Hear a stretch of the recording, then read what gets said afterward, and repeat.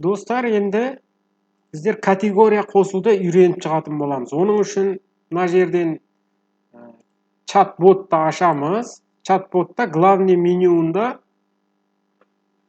категория қостыратын жері бар. Соған бассақ сілтеме береді. Жалпы категория мысалға қандай болады? Қазір көрейін. Мысалға бір товар қосайын деп жатырмын мен. Мынандай накамерный свет қосайын деп жатырмын. Мынандай накамерный свет қосайын деп жатырмын, достар. Мынандай накамерный. Бірақ бұның ішінде бұл категорияны біздер таппадық. Енді не істейміз? Ондай категория жоқ. Оның үшін біздер категория и тарифы деген жерге кіреміз. Міне. Не нашел категория в списке деген жерді басамыз, или новый категория деген жерді, добавить новый категорияны басамыз. Міне. Бастық.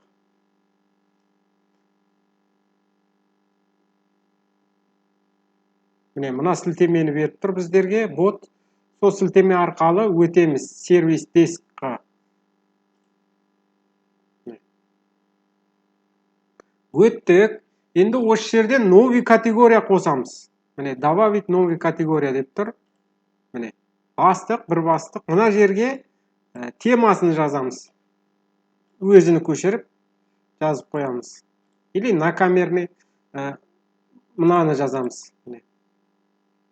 Накамерный свет темасы.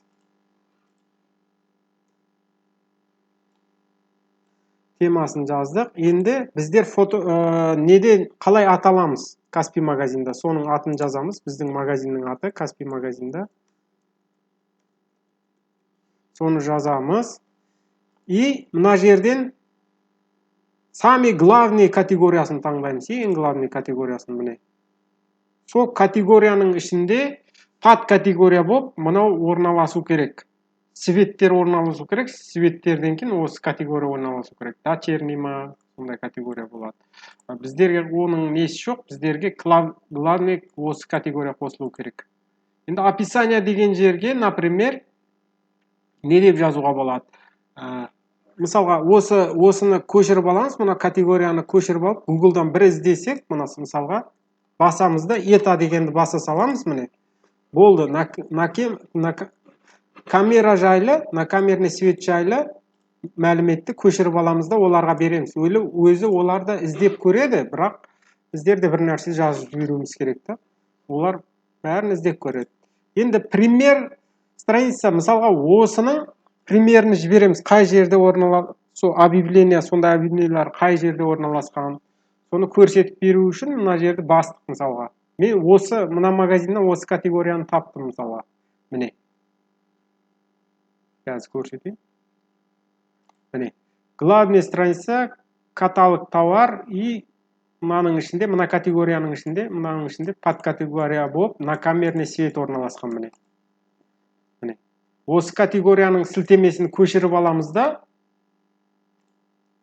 Міне. Осы категорияның сілтемесін көшіріп аламыз да, бұларға жібереміз енді. И мына жерден добавить новый категорияны басамыз.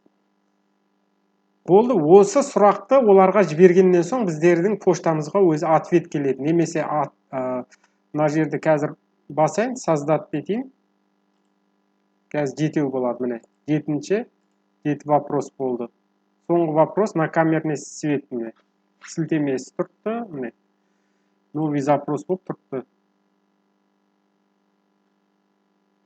Енді, достар, бұл жерде біздер не істейміз?